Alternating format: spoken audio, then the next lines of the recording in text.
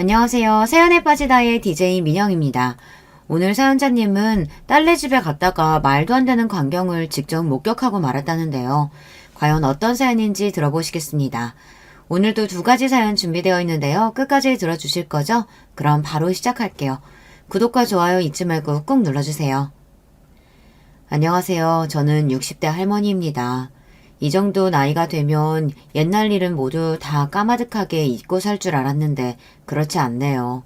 오히려 나이가 한 살 한 살 더 먹을수록 옛날 일이 더 선명하게 기억이 나요. 제 입으로 이런 이야기까지 하기 주책 맞지만 사실 저와 남편은 서로 첫눈에 반해 만나게 됐습니다.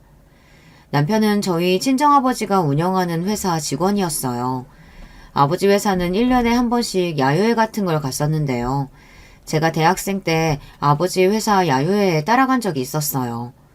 그런데 그 야유회 자리에서 장기자랑 시간에 남편이 무대에서 기타를 치며 노래하는 모습을 보는데 그 모습에 제가 한눈에 반하고 말았습니다. 그때부터 저는 남편에게 어떻게 하면 말을 걸 수 있을까만 신경 쓰느라 아무것도 못하고 있었거든요.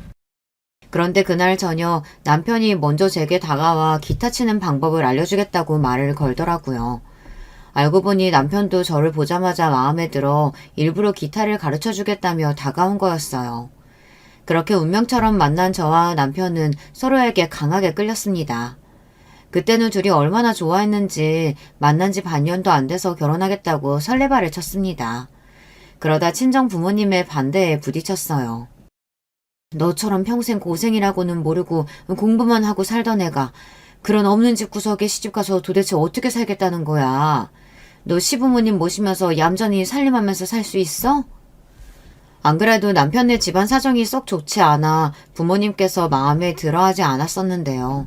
결혼하면 제가 시댁에 들어가 시부모님을 모시고 살아야 한다고 하니 저희 친정 부모님께서는 걱정이 많으셨죠. 당시에 대학 갓 졸업한 애가 뭘 알겠어요. 철딱선이라고는 없었던 저는 마냥 남편이 좋아 현실을 전혀 직시하지 못하고 남편과 살 수 있다면 뭐든지 좋다고 우겼습니다. 그렇게 저와 남편은 결혼했어요. 애아빠가 다른 건 다 괜찮은데 술하고 친구를 그렇게 좋아했어요. 결혼하고 딸 낳을 때까지 1년 정도를 시댁에 들어가 살았었는데요. 저를 혼자 시댁에 두고 퇴근만 하면 매일 술을 먹고 들어왔습니다. 말은 매일 친구들과 밴드 연습하는 거라고 했지만 결국은 항상 술에 취해서 들어왔어요. 그때만 생각하면 정말이지 사람이 미쳐버릴 노릇이었어요. 저는 혼자 하루 종일 시댁에서 시부모님 수발을 들며 눈치 보느라 숨도 제대로 못 쉬었어요. 더군다나 저한테는 시누이도 둘이나 있었어요. 둘 다 남편보다 누나인데 제가 결혼하고 분가할 때까지 둘 다 결혼도 안 하고 시부모님이랑 살고 있었습니다. 제가 생각해도 그럴만해요. 시누이 둘 다 성격이 보통이 아니라 웬만해서는 시집가기 힘들겠다 싶었어요. 얼마나 드세고 못됐는지 자기들도 여자고 심지어 나이도 나보다 더 많으면서 집에 와서는 손 하나 까딱도 안 하고 굳은 일을 자꾸 저한테 시켰어요. 시누이 둘 다 유니폼을 입고 일을 했었는데요. 퇴근하고 오면 벗은 옷은 꼭 대야에 그냥 담궈두기만 하지 빨지를 않았습니다. 당시에 시댁에 세탁기가 없었거든요. 제가 워낙 깔끔한 성격이라 화장실에 그렇게 두고 나오면 영 신경이 쓰여 그냥 지나치지를 못하겠더라고요. 저는 왔다 갔다 하다가 그냥 보면 제가 한 번씩 빨아주기는 했어요. 하지만 그게 제 일이라고 생각해서 한 건 절대 아니었습니다. 단지 그냥 같이 사는 가족으로서의 배려 같은 거였죠. 그러던 어느 날이었어요. 제가 샤워하고 나왔는데 큰 시누이가 저를 불러 세우더라고요. 그러더니 한다는 말이 기가 막혔습니다. 올케, 왜 샤워하고도 그냥 나와? 화장실 바닥에 내 유니폼 못 봤어? 순간 저는 어이가 없어서 그게 무슨 소리냐고 받아쳤습니다. 유니폼이 나랑 무슨 상관이냐고요. 그러자 순식간에 얼어붙은 표정의 큰 시누이가 저를 매서운 눈으로 쏘아보더군요. 상관이 없기는 왜 없어? 우리 집에 시집 왔으면 당연히 빨래는 올케가 해야지. 도대체 올케는 친정에서 뭘 배워온 거야? 그전에도 시누이들이 제 신경을 건드리는 소리를 한 적이야 많았지만 저도 나름대로 참는다고 참았습니다. 어쨌든 저보다야 손 윗사람이니 건드려서 좋을 게 없다 싶었으니까요. 더군다나 이 집에 있는 사람들 모두 저만 빼고 다 같은 편인데 제가 나서서 목소리를 높여봐야 이기지도 못한다는 걸 알았어요. 그런데 그날은 제 친정까지 들먹이며 재수없게 말을 하니 가만히 있을 수가 없더군요. 형님이야말로 부모님께 도대체 뭘 배우신 거예요? 며느리가 식모예요? 제가 형님 빨래를 왜 해요? 제가 남편이랑 가정이 이루고 잘 살려고 결혼한 거지 형님 빨래나 해주라고 결혼한 줄 아세요? 지금까지 마음속에 꾹꾹 담아놨던 말이 터지고 말았습니다. 사실 시누이들이 저에게 너무하기는 했어요. 자기들 일하고 들어와서 힘들다고 몇 시에 들어오든 저에게 밥을 차려달라고 했습니다. 쉬는 날도 마찬가지였어요. 하루 종일 꼼짝도 안 하고 저에게 하루 3끼를 다 얻어먹으려고 했어요. 그럴 때마다 저는 내가 남편과 결혼을 한 건가, 이 집에 식모로 일을 하러 들어온 건가 헷갈리기까지 하더라고요. 어머머? 얘가 감히 손윗 사람한테 바락바락 대드는 것 좀 봐? 너 내가 가만히 있을 것 같아? 너 나한테 버릇없이 군 거 엄마 아빠한테 다 이야기할 거야. 유치해서 살 수가 없었습니다. 당시에 30이 다 된 노처녀가 한참 어린 올케한테 빨래라 마라 재수없게 구는 것도 어이가 없어 죽겠는데 이제는 시부모님께 이르겠다고까지 하더라고요. 심지어 작은 신우까지 합세해서 둘이 저 하나를 이기겠다고 난리를 쳤어요. 네가 남편 잘 만나서 집에서 호강하고 사니까 아주 눈에 뵈는 게 없지? 이제 한 식구 됐으니까 좀 편하게 해주려고 했더니만 너 안 되겠다. 진짜 시집살이가 뭔지 우리가 아주 똑똑하게 보여줄게. 날살 처먹고 어쩜 저렇게 못된 소리만 골라서 해대는지 결혼하고 같이 산 1년 동안 스트레스가 이만저만이 아니었어요.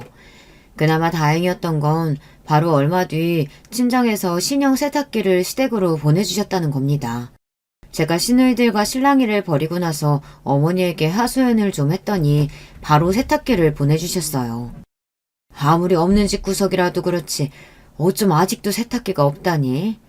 아휴, 진작 알았으면 바로 보내주는 건데 우리 딸이 괜한 고생만 했네. 그러게 그런 없는 집 구석에 시집 가는 거 아니라니까. 안 그래도 부모님께서 반대했던 결혼이다 보니 저도 웬만하면 부모님께 힘든 이야기는 하고 싶지가 않았어요. 그런데 이게 막상 결혼해서 살다 보니 비빌 언덕 없이는 시집살이를 견딜 수가 없었어요. 그래서 살다 보면 점점 괜찮아질 줄 알았는데 아니더군요. 오히려 딸이 생기고 나서는 더 힘들었습니다. 몸도 무겁고 힘든 와중에 시누이뿐만이 아니라 시부모님 시집살이도 보통이 아니었거든요. 요즘 며느리들한테 그랬다가는 다들 집 나가고도 남았을 거예요. 반찬을 하면 하는 대로 맛없다고 구박하고 시장에서 만들어서 파는 반찬을 조금이라도 사오면 더 구박을 하셨어요. 집에서 팽팽 놀고 먹으면서 부지런히 식사 준비할 생각은 안 하고 남편이 뼈 빠지게 벌어오는 돈 가지고 쉽게 살려고 그러면 그럼 되겠니? 앞으로도 애연아 시장에서 만든 반찬 사서 들어오는 날에는 네 친정으로 보내버릴 테니까 그런 줄 알아라. 지금 같았으면 더럽고 치사하다며 당장 짐을 싸서 나왔겠지만 그때는 뭐가 그렇게 무서웠는지 모르겠어요.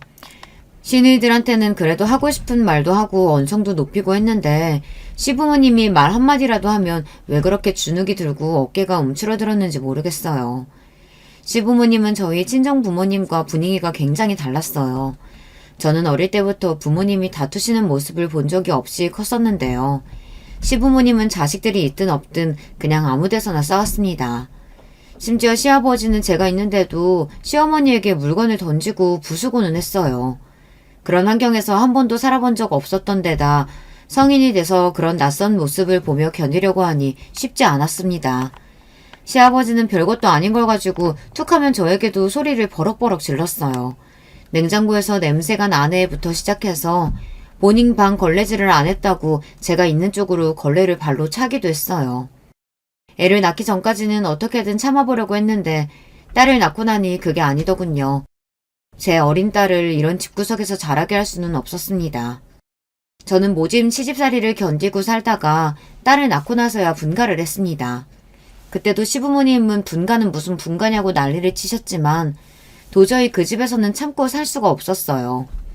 결국은 또 친정에게 부탁했습니다. 저에게 비빌 언덕이라고는 친정밖에 없었으니까요. 친정 부모님이 따로 서울에 아파트를 사주셔서 그 핑계로 분가할 수 있었습니다. 제가 통화할 때마다 시부모님이 너무 무섭고 같이 살기 싫다고 하소연을 했더니만 아버지께서 집을 사줄 테니 무조건 분가해서 나오라고 했어요.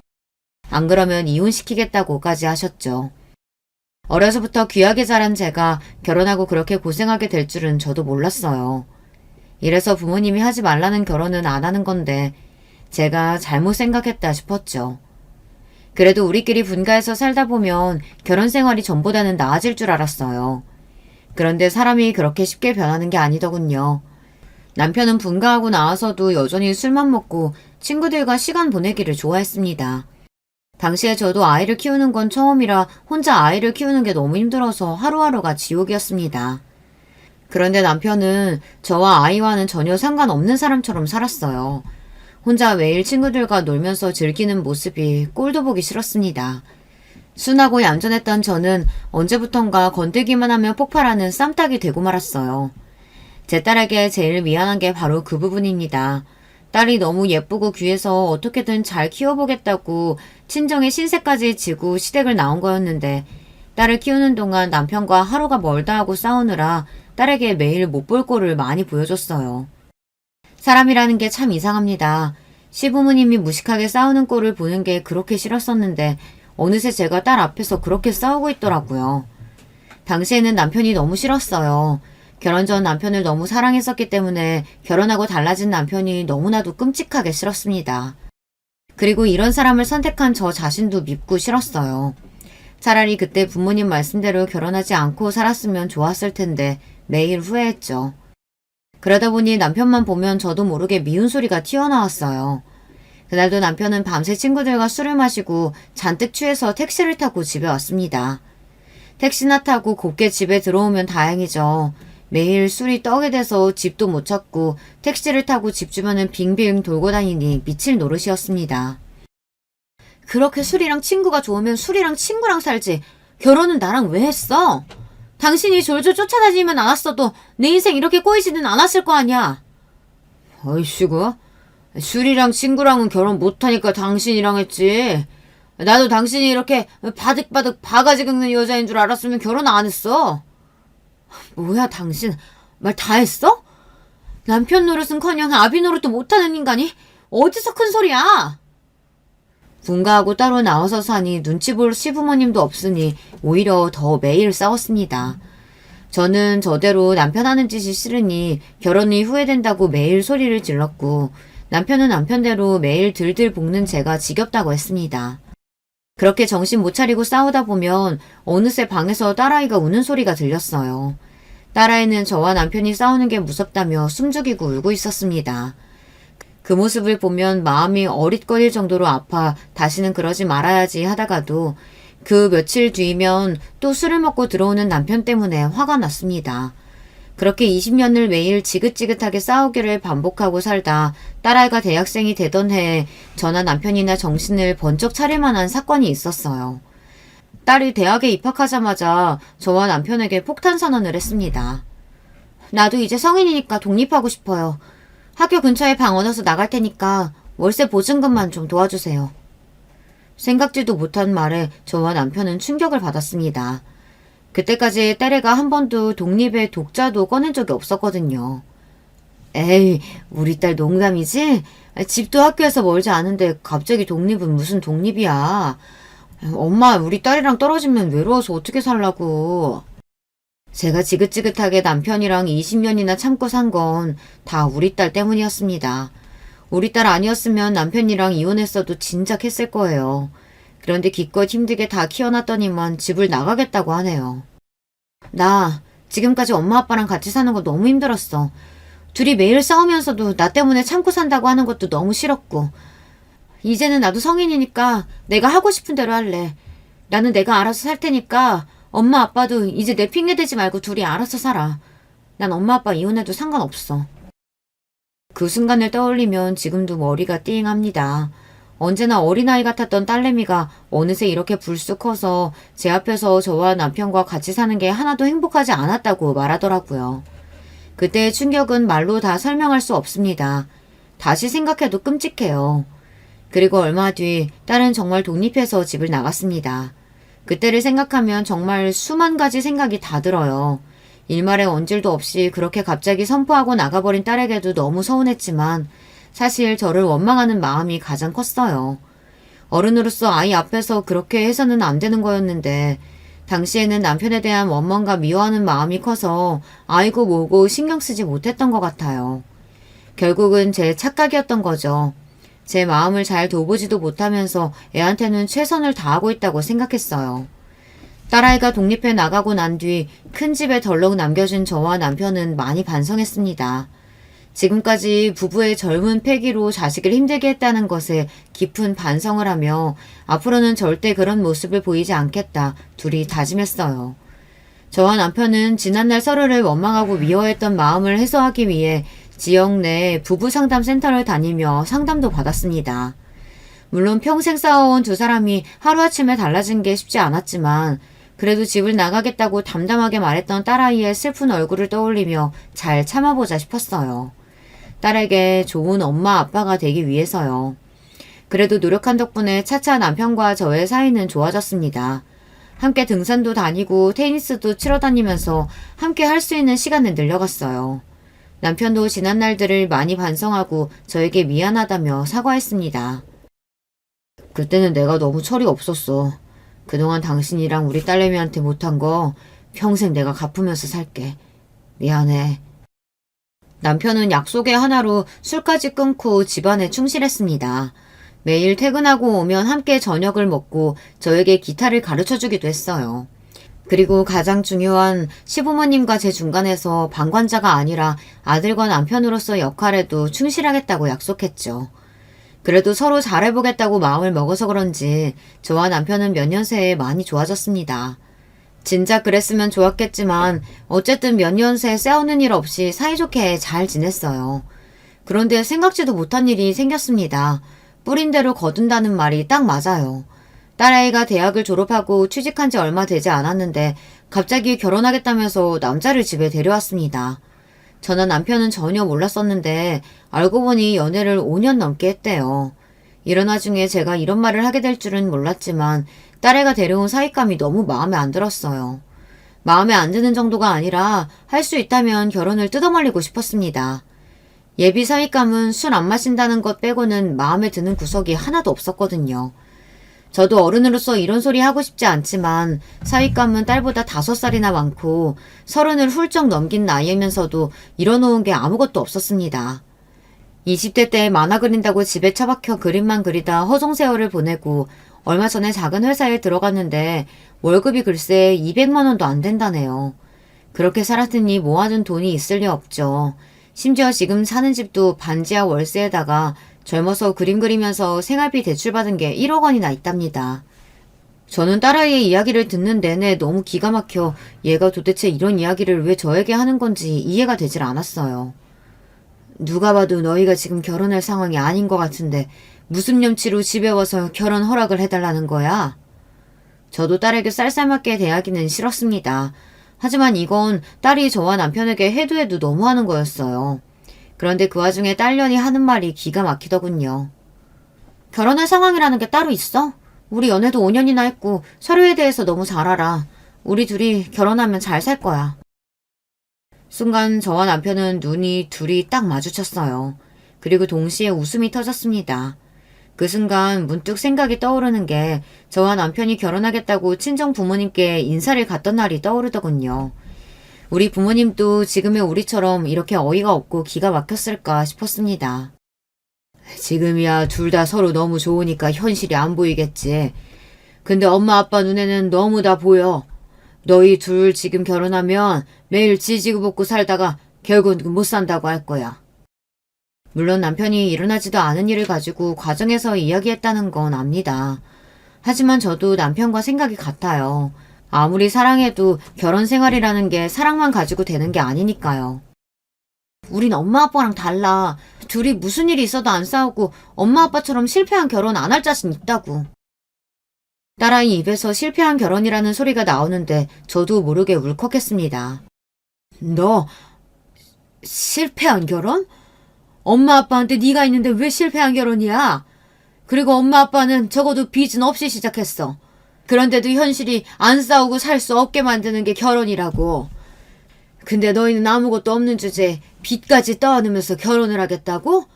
얼씨구 행여 나 안 싸우고 잘 살겠다. 딸에게 빈정거리는 엄마가 되고 싶지는 않았는데 딸의 행동에 절대 좋은 말이 나오지를 않았습니다. 그렇게 서로 감정이 상한 채 헤어지고 난 뒤 저와 남편은 고민이 많았습니다. 누가 봐도 허락해줄 수 없는 결혼이었는데 딸이 하는 짓을 보니 쉽게 포기하지 않을 것 같아서요. 더군다나 5년이나 넘게 만났는데 저나 남편이 설득한다고 해서 말을 들을 것 같지 않았죠. 그러던 중 생각지도 못한 일이 벌어지고 말았어요. 제 입으로도 말하기 부끄러운데 딸년이 결국은 사고를 치고 말았습니다. 뜬금없이 전화가 와서는 임신했다고 통보를 하더군요. 벌써 9주 됐대. 엄마랑 아빠가 허락 안 해주고 뭉기적거리는 바람에 나 배불러서 결혼식장에 들어가게 생겼다고. 세상에 이런 걸 보고 눈 뜨고 코 베인다고 하나요. 적반하장도 유분수였습니다. 제 딸년이었지만 어쩜 저렇게 뻔뻔한지 모르겠어요. 너 내 딸 맞아? 집 나갈 때도 부모한테 할 말 못할 말 구분도 못하고 너 하고 싶은 대로 멋대로 나가더니만. 결혼까지 이게 뭐야? 시집도 안 가냐니 임신한 게 뭐가 그렇게 자랑이라고 그렇게 뻔뻔해? 내가 못할 짓 한 것도 아닌데 뭐. 엄마가 뭘 그렇게 화를 내? 나도 이제 다 큰 성인인데 애 먼저 갖고 결혼할 수도 있는 거지. 그리고 딸이 임신했다는데 축하한다는 말이 먼저 아니야? 꼭 그렇게 고지식한 티를 내야겠어? 어이쿠, 축하 같은 소리 하고 있네. 길 가는 사람 열이면 열 다 붙잡고 물어봐라. 이게 지금 한가하게 축하나 할 상황인지. 젊어서는 남편이 그렇게 제 속을 뒤집어 놓더니만 이제 좀 나이 들어서 마음 좀 편하게 사나보다 했더니 뒤늦게 딸년이 제 속을 뒤집는데 속상해 죽겠습니다. 딸년은 하루라도 빨리 결혼 날짜를 잡겠다고 지멋대로 선전포고를 하고 돌아가 버렸어요. 그날 저녁 제가 얼마나 울었는지 몰라요. 딸에게 너무 서운해서요. 물론 딸 마음을 아예 이해하지 못하는 건 아닙니다. 저도 부모 속 꽤 썩이고 결혼했으니까요. 사실 그때는 저도 몰랐습니다. 결혼 생활이라는 게 돌을 닦는 것과 같다는 걸 말이죠. 제가 살아본 바에 의하면 아무리 사랑해서 한 결혼이라도 결혼 생활이라는 건 현실이에요. 생활이 힘들어지면 부부끼리 서로를 탓하고 미워할 수밖에 없습니다. 사랑할수록 더 그래요. 굳이 제 딸이 왜 그런 힘든 길을 따라서 가려는 건지 속상하기만 했어요. 우리 딸은 우리랑 다르다잖아. 우리 둘이 젊어서 그렇게 싸우는 걸 보고 자라서 힘들었단 애가 설마 우리처럼 살겠어? 우리 딸은 누구보다 똑똑한 아이니까 알아서 잘 살 거야. 여보, 우리 서로 기분 좋게 속 시원하게 허락해 줍시다. 남편도 예비 사이가 썩 마음에는 안 들었지만 할 수 없지 않냐면서 그냥 기분 좋게 허락해 주자고 했어요. 앞으로 딸과 사이의 앞날에 힘든 일이 있으면 우리가 도와주면 되지 않겠냐고요. 오랜만에 남편이 큰 힘이 됐습니다. 젊어서는 항상 자식 일에 뒷전이더니만 부부 상담을 받은 게 확실히 효과는 있는지 제가 딸 때문에 힘들어할 때마다 누구보다 제 편에 서서 위로를 해주더라고요. 이제야 우리가 진짜 부부 같다는 생각이 들었습니다. 저는 남편 말대로 속 시원하게 딸과 사이의 결혼을 허락해주기로 했어요. 어차피 아이도 가진 상황이라 딸이랑 사위는 이미 결혼하는 거라고 마음을 먹었겠지만 그래도 지금까지 딸아이의 결혼을 기분 좋게 응원해주지 못한 게 미안해서라도 사위와 딸을 집으로 초대했습니다. 저도 오랜만에 음식 솜씨 발휘를 좀 했어요. 예비 사위를 위해 삼계탕도 하고 잡채에 갈비까지 상다리가 휘어지게 차렸습니다. 그동안 서로 말은 안 했지만 저와 남편이 딸에게 서운한 만큼 아마 딸도 저와 남편에게 서운한 게 많았을 것 같아서요. 모녀지간 싸움이야 부부싸움만큼이나 칼로 물베기 아니겠어요. 딸도 제가 살인 창을 보고는 그제야 제 마음을 알았는지 힘들게 뭘 이런 걸 많이 차렸냐고 하며 전처럼 밝게 웃어주더라고요. 우리 사이 온다는데 장모가 이 정도는 해야지. 아이고 배들 고프겠다. 얼른 앉아서들 밥 먹어. 저도 제 입에서 우리 사위라는 말이 그렇게 불쑥 나올 줄은 몰랐었는데 저도 딸 가진 엄마다 보니 어쩔 수 없이 튀어나오더군요. 어쩌겠어요. 제 딸년이 저렇게 좋다는데. 제 마음에는 안 들어도 앞으로 평생 제 딸이랑 손주를 책임지고 살아줄 사위이니 예쁜 구석을 찾아봐야겠죠. 그런데 제 자식이 아니라서 그런지 생각보다 예쁜 구석을 찾는다는 게 쉽지 않더군요. 남자가 인물이 없으면 성격이라도 좋던지 성격이 별로면 인물이라도 좀 보는 맛이 있으면 좋은데 애가 영 눈에 띄는 게 없었습니다. 남의 집 귀한 아들 생긴 거 가지고 말하면 안 되겠지만 애가 참 보면 볼수록 별 볼 일 없어 보였어요. 삐쩍 말라서 밥도 한 그릇 못 얻어먹고 다니는 것처럼 생겼습니다. 거기다가 목소리에도 힘이 하나도 없더군요. 뭘 물어보면 대답을 하긴 하는데 소리가 작아서 잘 들리지도 않았습니다. 더군다나 둘이 좋아서 결혼을 하기로 했으면 뭔가 계획이라는 게 있어야 하는데 전혀 결혼 준비라는 게 되어 있지 않았습니다. 저와 남편은 식사를 마치고 함께 과일을 먹으며 앞으로 어디서 어떻게 지낼 생각인지 물었습니다. 아이가 생기면 아이는 어떻게 키울 계획인지도요. 집이야 제가 지금 사는 집보다 윤영이가 사는 집이 더 크고 좋아서 그쪽으로 들어가서 살려고요. 그리고 애는 제가 특별히 할 게 있을까요? 낳는 건 윤영이가 할 텐데. 제가 거창한 대답을 듣겠다고 물어본 건 아니었지만 아무리 그래도 뭔 대답이 저 따위인지 모르겠어요. 예비사이가 제대로 된 직장 생활을 한 지 얼마 되지 않은 건 알지만 그래도 나이가 30이 훌쩍 넘었는데 저 정도로 결혼 준비가 안 되어 있을 줄은 몰랐습니다. 이야기를 대충 들어보니 예비사위네 집안은 저희 시댁보다 상황이 더 안 좋았어요. 예비사위는 어릴 때부터 아버지랑 둘이서만 단칸방에 살았답니다. 어머니는 사위가 아주 어릴 때 집을 나가 얼굴도 본 적이 없고요. 그나마 아버지마저 사위가 중고등학교 때 술만 마시고 들어오시면 사위를 때려서 사위가 고등학교 때 집을 나왔나 보더라고요. 친구 집을 전전하다가 다행히도 당시 사위의 담임 선생님이 사위의 사정을 알게 되어 지원을 받을 수 있는 기관에 보내져 대학까지는 다닐 수 있었답니다. 나는 사위가 안쓰러운지 연신 눈물을 훔쳤어요. 반면 저는 사위의 이야기를 듣는 내내 한숨이 절로 나왔습니다. 저도 저랑 아무런 관련 없는 사람의 이야기면 안쓰럽고 눈물이 났을 거예요. 그런데 제 딸이 저런 기구한 사연 속 주인공과 결혼을 한다고 하니 마음이 무겁더군요. 어두워진 제 표정에 남편이 걱정됐는지 애써 미소를 지어 보이며 제 손을 꼭 잡더군요. 그러더니 한다는 말이 의외였습니다. 그래, 우리 사위도 그동안 고생 많았네. 결혼 준비야 차차 우리가 알아서 도와줄 테니까 걱정하지 말고 둘 다 몸부터 챙겨. 엄마 아빠가 건강해야 아기도 건강하게 나오지. 남편은 신혼집이랑 예식장은 본인이 다 알아서 구해줄 테니 걱정하지 말고 둘이 살던 보증금을 가지고 결혼 준비하는데 다 쓰라고 했습니다. 남편의 말에 딸이 어느 때보다 환하게 웃더군요. 아빠 정말이야? 아빠가 우리 집도 구해주고 예식장 밥값도 다 내줄 거야? 그럼 그러니까 너희 둘이 이 좋은 시절에 엄마 아빠처럼 싸우지 말고 서로 아끼면서 살아. 알았지? 제 딸이지만 저럴 때 보면 영락없이 철딱서니가 없습니다. 결혼 준비 도와준다는 말에 아주 입이 찢어지게 좋아하더군요. 제 딸이지만 참 저를 많이 닮았어요. 저도 저인 게 그래도 딸이 좋아하는 모습을 보니 한결 마음이 놓이더라고요. 그렇게 딸과 사위는 무사히 식을 올리고 아이를 낳았습니다.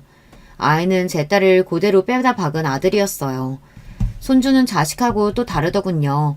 자식 키울 때는 시부모님 시집살이에 시누이들의 구박에 치이며 악착같이 버티느라 정신이 하나도 없어 제 딸이 그렇게 이쁜 줄도 모르고 살았는데 손주는 울어도 똥을 싸도 너무 예쁘기만 하더라고요. 딸내미는 애를 낳고도 바로 일을 하러 나가야 했어요. 육아휴직이라고 딱 3개월 쉬고 바로 나갔습니다. 마음 같아서는 딸이 조금 더 쉬었으면 했는데 사위 벌이가 영 시원찮으니 딸이 열심히 벌어야 한다고 그러더라고요. 그래서 평일에 제가 손주를 봐주러 딸네 집에 왔다 갔다 했습니다.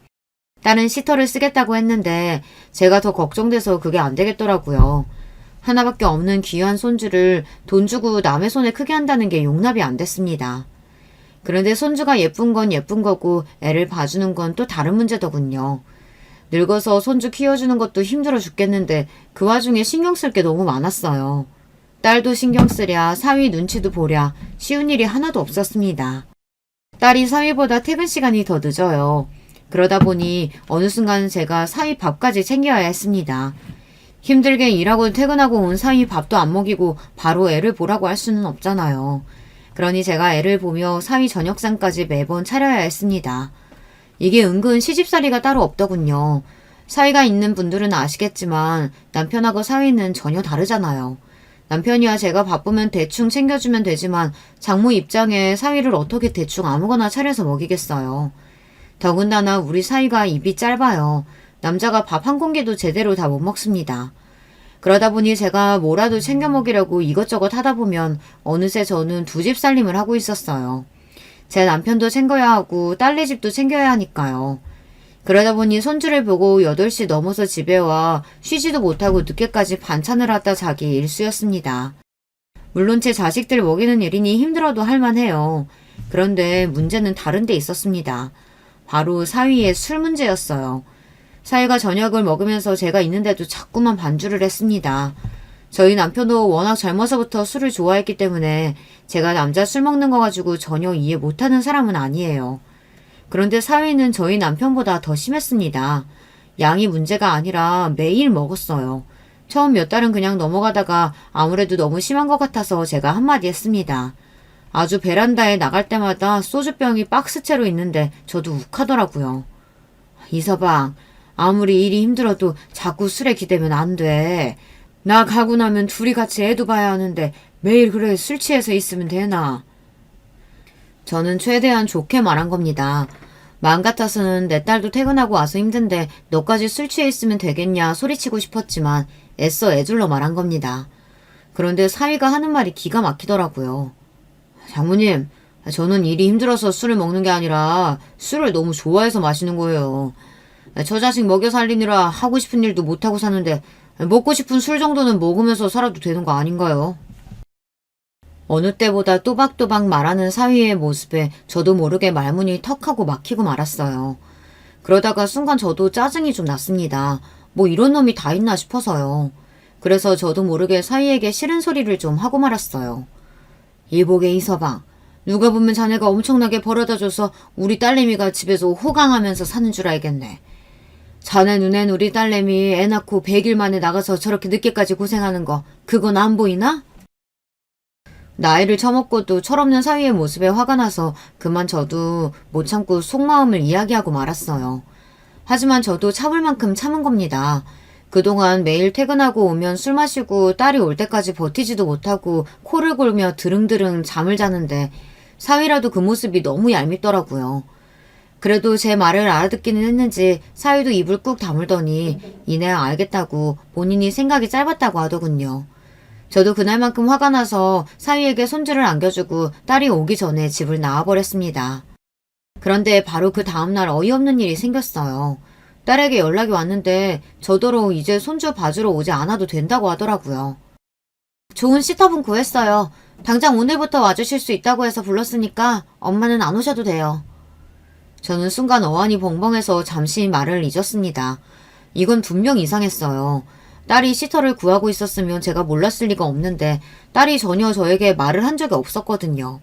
그 전날 사이와 제 사이에 그런 일이 있었는데 하루아침에 저더러 오지 말라고 하니 이건 분명 사위의 입김이 들어갔구나 싶었습니다. 왜? 이서방이 내가 준혁이 보러 오는 게 불편하다고 하디? 그래서 급하게 시터 구한 거야? 처음엔 딸도 아니라고 했어요. 그냥 제가 너무 힘들 것 같아서 얼마 전부터 시터를 구하고 있었다고 말하더라고요. 하지만 제가 바본가요? 너무 뻔한 일을 돌려서 말하니 저도 기분이 상했습니다. 그래서 딸에게 투덜거렸어요. 너희가 지금 형편에 시터까지 쓰면 어떡해? 네 남편 월급보다 시터 월급으로 더 나가겠다. 저도 지금 생각해보면 그렇게까지 말을 하지 말았어야 했는데 저도 화가 나니 말이 좋게 나가지를 않았어요. 그러자 딸도 한계가 왔는지 버럭 화를 내더군요. 엄마가 그런 소리 하니까 이사방이 불편해하는 거 아니야. 나도 중간에서 얼마나 힘든 줄 알아? 그 사람 그런 거 다 알고 결혼한 건데 왜 자꾸 잔소리를 해요? 이래서 자식 키워봤자 소용없다는 겁니다. 딸은 또 제 앞에서 사위 편을 들었어요. 저도 할 말은 많았습니다. 저도 다 딸을 위해서 그런 거라고 말하고 싶었지만 백날 말해봐야 소용없을 것 같아 애써 참았어요. 알았다 알았어. 다 엄마 잘못이지. 그럼 엄마는 이제 손 뗄 테니까 너희끼리 알아서 잘해봐. 손주 봐주는 일이라는 게 쉽지 않다는 거야 시작하기 전부터 알고 있었지만 이렇게 속상하게 끝날 줄은 몰랐습니다. 그래도 시터 구하고 나서 서로 거리를 좀 두면서 지내다 보니 오히려 딸과 제 사이는 애 봐줄 때보다 훨씬 더 낫더라고요. 자식 새끼도 대가리 크면 남이라더니만 괜히 도와주겠다고 나서는 것보다 서로 자주 안 보고 가끔 보는 게 더 나았습니다. 저도 괜히 딸과 사위 일에 간섭을 안 하려고 노력하면서 지냈어요. 제가 괜히 더 아는 척하고 관여해봐야 딸이나 사위나 귀찮아하는 것만 같아서요. 그리고 그렇게 대면 지내다 보니 오히려 저도 마음이 편하긴 하더라고요. 그렇게 시간이 흘러 어느새 손자가 어린이집에 다닐 정도로 컸어요. 확실히 손주가 조금 크고 나니 더 얼굴 보기가 어려웠습니다. 애나 어른이나 평일엔 다들 바쁘다 보니 주말에는 자기들끼리 시간을 보내고 싶어 하는 것 같더라고요. 괜히 주말에 전화해서 집에 오라고 하면 싫어할 것 같아서 눈치를 보다가 정 손자가 보고 싶으면 주말에나 애를 집에 데리고 와서 재우면서 좀 봐줘야 볼 수 있겠더라고요. 손자도 손자지만 사실 제 딸이 더 보고 싶을 때도 있어요. 애 보랴 일하랴 매일 바쁘다 보니 딸 얼굴 보기가 하늘의 별 따기였습니다. 그래도 2, 3일에 한 번씩은 손자를 어린이집에 보내고 출근하는 길에 딸이 자주 전화를 하는데 웬일로 일주일이나 연락이 없더라고요. 그럴 때면 그냥 일이 바쁜가 싶어 원래 제가 먼저 딸에게 전화를 잘 안 하는데 마침 주말에 손자 생일도 다가오고 해서 제가 전화를 먼저 걸었습니다. 그런데 한참이 지나서야 딸이 전화를 받더라고요. 하루 멀다 하고 전화하는 애가 이번 주에는 통 연락이 없어서 엄마가 먼저 전화했어. 딸, 요즘 많이 바쁘니? 바쁘기는 그냥 준혁이가 감기 걸려서 며칠 고생하는 바람에 정신이 없었어요. 왜 엄마의 느낌이라는 게 있잖아요. 딸이 평소에도 말이 많은 성격은 아니지만 그래도 그날은 뭔가 말수가 적다는 느낌이 들었어요. 아무래도 손자가 아팠다고 하는 걸 보니 영 잠을 못 잤나 싶더라고요. 너 목소리가 안 좋다. 이번 주에 엄마가 가서 준혁이 데리고 올까? 그래야 너도 좀 쉬지. 다 커서 시집까지 간 딸이라도 옆에서 보면 항상 걱정되고 안쓰러워요. 바로 얼마 전까지만 해도 뭐 사달라, 뭐 먹고 싶다 철없이 조르던 녀석이 어느새 커서 애엄마가 되어 있다는 게 아직도 적응이 잘 안 되더라고요. 저는 항상 딸에게 어떻게 하면 도움이 될까, 뭘 도와주면 좋을까 고민합니다. 사실 지금이야 딸도 시집가서 잘 살고 있고 저도 남편이랑 그런대로 잘 지내고 있지만 딸이 한참 예민하던 시절 저와 남편이 저지른 일이 있잖아요. 딸이 저나 남편 때문에 힘든 학창시절을 보냈다고 하니 결혼해서 사는 동안만큼은 조금이나마 마음 편하게 살게 해주고 싶었어요. 애 생일인데 그래도 집에서 파티라도 해야지. 이번 주 주말은 집으로 와요. 제가 맛있는 거 많이 해놓을게요. 며칠이나 연락이 없길래 걱정했는데 그래도 별일이 있는 건 아닌지 딸애가 주말에 손주 생일 파티를 한다고 초대를 했습니다. 저와 남편은 오랜만에 딸도 보고 손주도 보는 거라 신이 나서 일찍이 딸네 집에 갔습니다. 그런데 아무래도 저와 남편이 괜히 갔나 봐요. 오랜만에 딸네 집에 가는데 사위 얼굴이 영 좋지 않더라고요. 딸은 애써 손주를 안고 웃으며 반겨주었지만 아무래도 사위 표정이 평소랑 달랐습니다. 평소에도 사위가 저나 남편에게 살갑게 구는 성격은 아니었지만 그래도 아예 똥인상을 쓰지는 않았었는데 그날은 대놓고 얼굴을 구겨대서는 저와 남편을 보고도 고개만 대충 숙이고 말더라고요. 사위의 행동에 저는 순간 또 욱했지만 애써 꾹 참았습니다. 하나밖에 없는 손주 생일인데 괜한 일로 또 문제를 만들고 싶지는 않아서요. 그래도 딸과 손주 덕분에 오랜만에 좋은 시간을 보냈습니다. 언제 그렇게 준비를 했는지 딸애가 맛있는 걸 많이 만들었더라고요. 우리 딸은 설거지도 제대로 못하는 줄 알았더니만 언제 이렇게 음식 솜씨가 좋아졌대? 나도 벌써 결혼한 지가 몇 년인데 솔직하게 미역국은 내가 엄마보다 낫지 않아? 그래. 너희 엄마 미역국은 영 간이 심심하지. 우리 딸이 끓인 게 내 입맛에도 딱이야, 딱이다. 얼씨구 부녀지간에 아주 신이 났네. 아무리 그래도 내 음식 솜씨 따라오려면 아직 멀었지. 안 그런가 이서방? 네, 뭐 그런 것 같네요. 사위의 떨떠름한 반응에 순간 집안 분위기가 싸해졌습니다. 그럴 때마다 딸애가 일부러 말을 돌리며 분위기를 바꿔보려고 했지만 사위의 반응은 식사 자리가 끝날 때까지 똑같았어요. 저는 아무래도 사위의 행동이 신경 쓰여서 사위에게 무슨 일이 있냐고 물었습니다. 얼굴이 너무 안 좋다고요. 이서방, 요즘 회사에 무슨 일 있어? 전보다 얼굴도 좀 야인 것 같고 표정도 영 안 좋네. 아니요. 제가 다니는 회사야 코딱지만한 회사인데 무슨 일이 있을 게 뭐가 있나요? 그냥 좀 애 보느라 힘들어서 그래요. 사위의 말에는 분명 뼈가 있었습니다. 아무래도 제가 지난번에 사위가 벌어오는 돈이 시원찮다는 식으로 말한 거 가지고 사위는 아직도 꽁에 있는 것 같았어요. 저는 이대로 아무 일 없다는 듯 넘어가는 건 아닌 것 같아 사위에게 제대로 다시 한번 이야기했습니다. 이서방, 내가 지난번에 자네한테 한 이야기 그것 때문에 아직도 서운한 거야? 그때는 내가 내 자식만 걱정하느라 생각이 짧았어. 기분 나빴으면 내가 사과할게. 아무리 자식이라도 함부로 말하면 안 되는 건데 제가 사위 자존심을 건드린 것 같아 안 그래도 내내 마음이 쓰였어요. 저는 조금 부끄러워도 사위에게 제대로 사과를 했습니다. 서로 기분이 상하는 게 있어도 하나하나 풀어가다 보면 자연스레 넘어가지는 게 가족이니까요. 저와 사위가 피는 한 방울 안 섞였어도 벌써 장모 사위로 지낸 지 5년이 넘었습니다.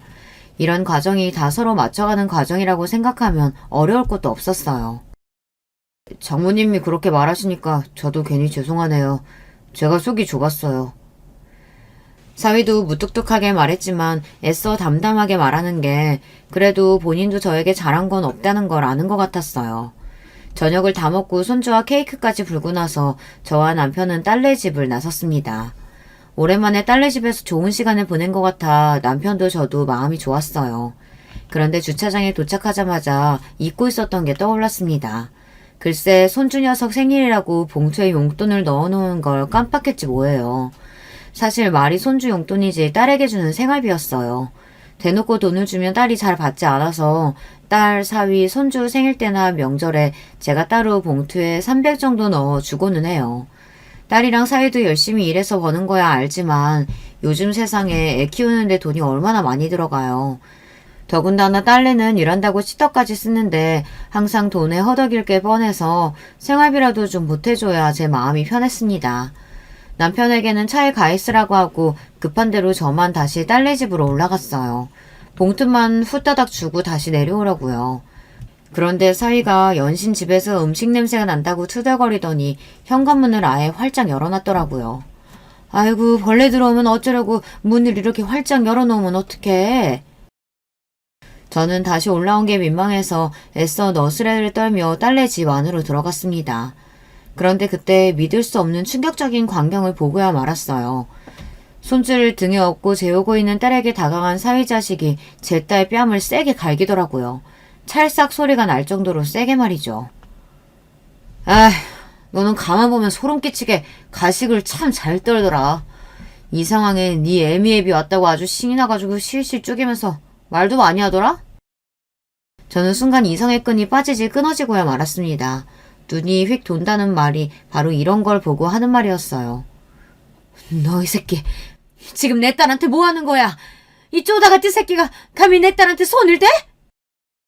저는 신발을 벗는 것도 잊은 채 거실로 달려들어가 사위놈의 멱살을 잡았습니다. 제가 갑자기 나타날 줄은 몰랐는지 사위놈 눈이 휘둥그레졌어요. 뭐 하는 거야? 아파요, 요나요. 놓긴 몰라. 너 이 자식, 내 딸한테 손댄 거 오늘 처음 아니지? 언제부터 이랬어, 이 나쁜 새끼야! 이거 놓고 말해요, 말로. 장모님 잘난 딸내미가 무슨 짓을 했는지 알고 이래요. 인연은 맞아도 싸다고요. 사위자식은 말도 안 되는 소리를 했습니다. 세상에 맞아도 싼 짓이 도대체 어디 있다고 제 딸내미가 맞을 짓을 했다네요. 저는 그 소리를 듣자마자 더 어이가 없어서 손바닥을 높게 들어 싸가지 없는 사위놈의 뺨을 세게 날렸어요. 그러자 순간 눈이 희번득 돌아버린 사위자식은 저에게 소리를 지르더니 저를 세게 밀쳐내더군요. 에이, 이 아줌마가 미쳤나? 편들 게 따로 있지. 당신 딸 바람 피운다가 나한테 걸렸어. 더러운 년 데리고 살아주면 고마운 줄 알아야지. 어디서 큰 소리야. 사위놈이 저를 세게 밀치는 바람에 저는 그대로 바닥에 꼬꾸라졌습니다. 한참이 돼서도 제가 내려오지 않자 걱정이 된 남편이 올라오지 않았으면 저는 그대로 쓰러졌을지도 몰라요. 딸도 이 상황이 믿기지 않는지 펑펑 눈물을 쏟으며 제 팔을 붙들고 울었어요. 그러면서 하는 말이 저에게 미안하다고 연신 사정하며 저 사람이 하는 말 믿지 말라고 울부짖었어요. 그날 딸과 손주를 그대로 집에 두고 올 수 없어서 급한 대로 우리 집으로 데려와 하루 재웠습니다. 그러면서 이게 도대체 어떻게 된 일인지 자초지종을 물었습니다. 그런데 딸 이야기가 충격적이었어요. 알고 보니 사위놈이 연애할 때부터 집착이 심했답니다. 딸이 다른 남자랑 이야기하는 것만 봐도 싫어했대요. 그때는 둘 다 나이가 어렸으니 딸도 단순히 질투가 심한 정도 생각했지 심각하게 생각하지 않았답니다. 그런데 결혼하고 얼마 뒤부터 자꾸만 술에 의존하기 시작하더니 그때부터 집착이 더 심해졌대요. 딸아이가 회사에서 함께 일하는 남자 상사가 있는데 자꾸만 그 남자 상사와 엮으면서 의심을 했대요. 딸 핸드폰을 훔쳐보는 건 일상이었고 딸 핸드폰에서 별다른 게 나오지 않으면 그때부터 딸에게 핸드폰 메시지를 삭제했다고 의심했답니다. 심지어 핸드폰 매장까지 가서 통화 내용과 메시지 내용을 뽑아달라고까지 했대요. 직원이 메시지 내용까지는 뽑아줄 수 없다고 했더니 거기서 직원한테 나랑 입 맞춘 거 아니냐고 막 소리 지르면서 난리를 치더라고. 눈으로 직접 본 것도 아닌데 그렇게까지 했다는 거야? 별 미친놈을 다 보겠네. 사위의 망상은 날이 갈수록 심해졌답니다. 회사에서 야근이라도 하면 손주를 늦게까지 시터에게 맡겨놓고 혼자 회사까지 찾아와서 난동을 피웠대요. 딸아이와 그 남자 상사만 있는 것도 아닌데도 회사 앞에서 기다렸다가 딸과 상사가 나오는 순간 달려들어 멱살까지 잡으면서 바람을 피웠다고 몰아붙였답니다. 이야기를 듣다 보니 사위가 아무래도 알코올 중독인 것 같았어요. 결혼 초부터 그렇게 술을 먹더니만 결국은 병이 난 거죠. 딸아이에게 손댄 건 그날이 처음이었다고 하기는 했지만 그래도 저와 남편은 이들을 두고 볼 수만은 없었습니다. 이미 사위놈의 증상은 선을 넘었어요. 저는 곧바로 딸과 사위의 이혼 소장을 접수하고 병원부터 알아봤습니다. 사위가 정상적으로 이혼만 해주면 다른 건 신경 안 쓰려고 했는데 사위놈이 죽어도 이혼을 안 하겠다고 우겼어요. 내가 누구 좋으라고 이혼을 해줘? 나 버리고 그 새끼랑 살림 차리라는 거 누가 모를 줄 알아? 사위놈은 이혼 안 하겠다고 물건까지 던지고 난리가 아니었습니다. 그래서 병원을 알아본 거예요. 사위놈이 알코올 중독이라는 진단서가 필요했거든요. 저는 사위놈이 물건을 던지고 난동을 부리는 동영상을 찍어 법원에 제출했습니다. 그러자 법원에서 사위놈에게 병원에서 진단서를 끊어오라고 했어요. 사위는 병원에서 알코올 의존증이 심하다는 진단을 받았습니다. 더군다나 망상장애로 인한 조현병 증상도 있다는 진단을 받았어요. 사위에게는 안 된 일이었지만 저희에게는 오히려 잘 된 일이었습니다. 사위는 곧바로 입원 결정이 떨어졌어요.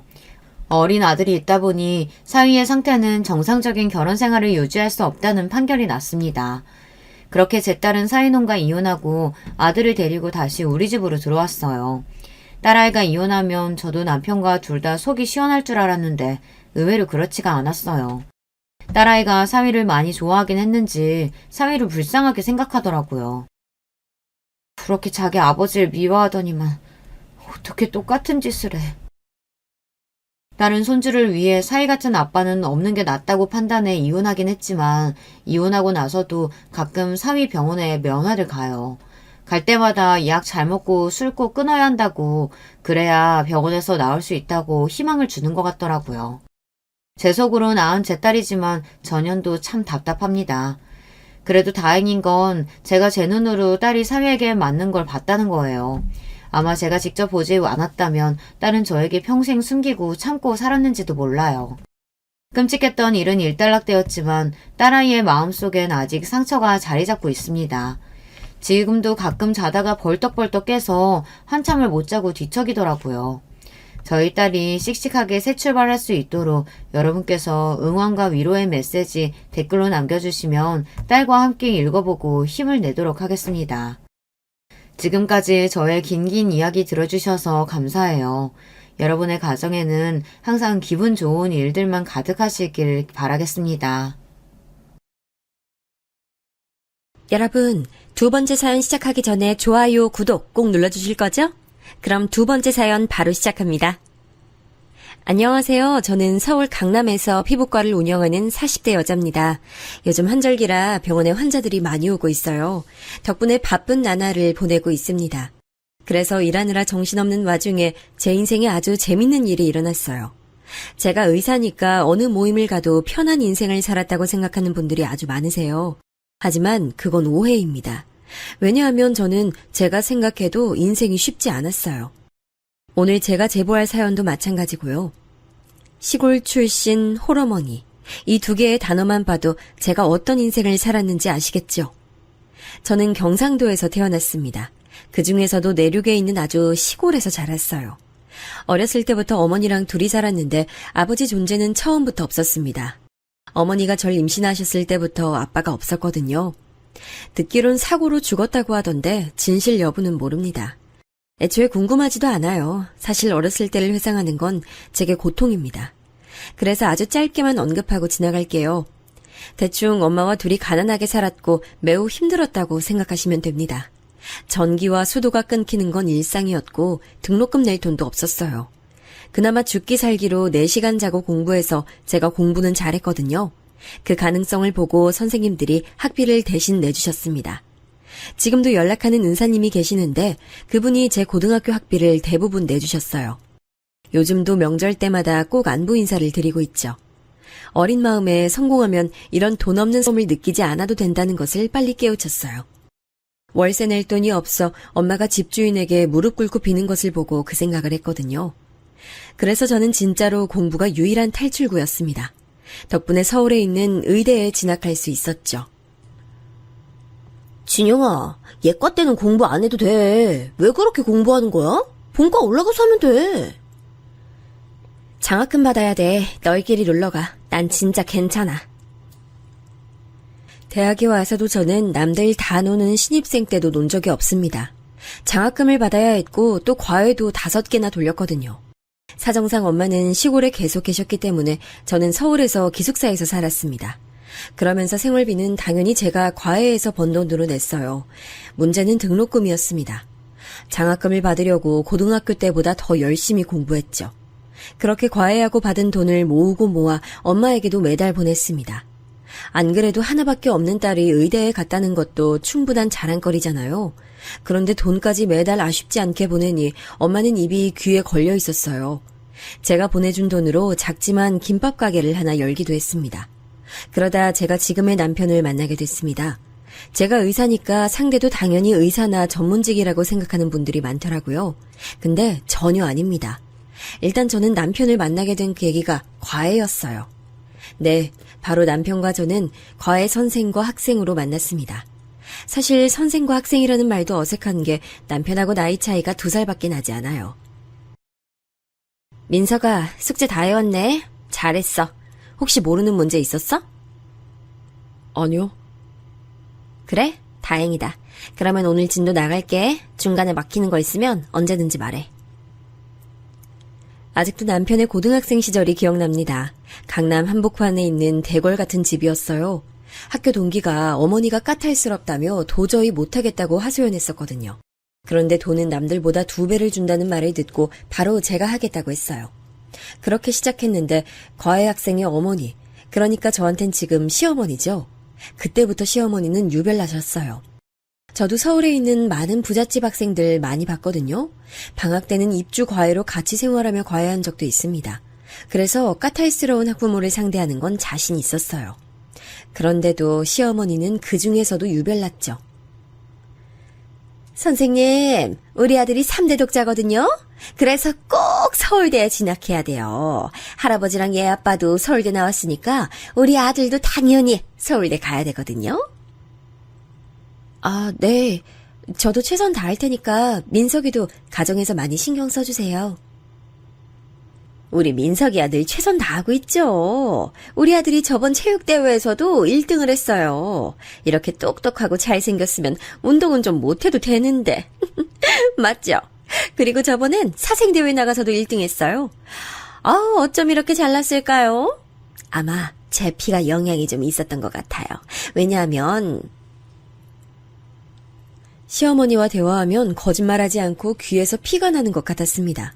대화의 끝이 모두 다 남편 자랑이었거든요. 뭐만 하면 자기 아들이 그렇게 소중하고 대단하고 등 끝이 없었습니다.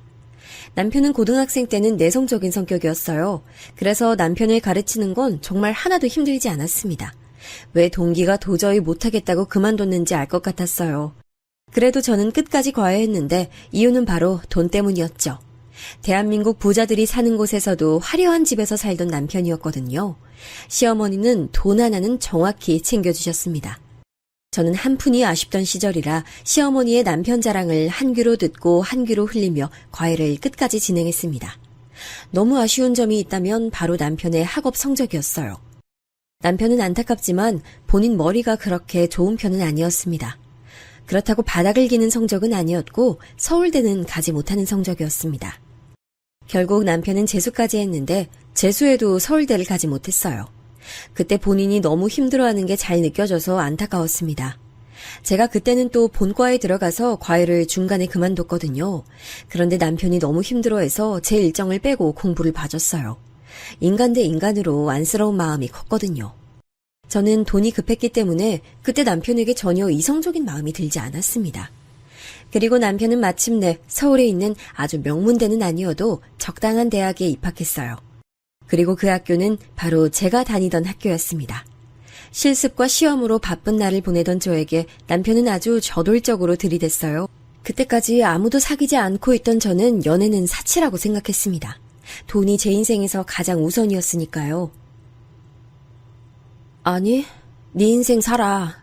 난 진짜 연애는 사치야.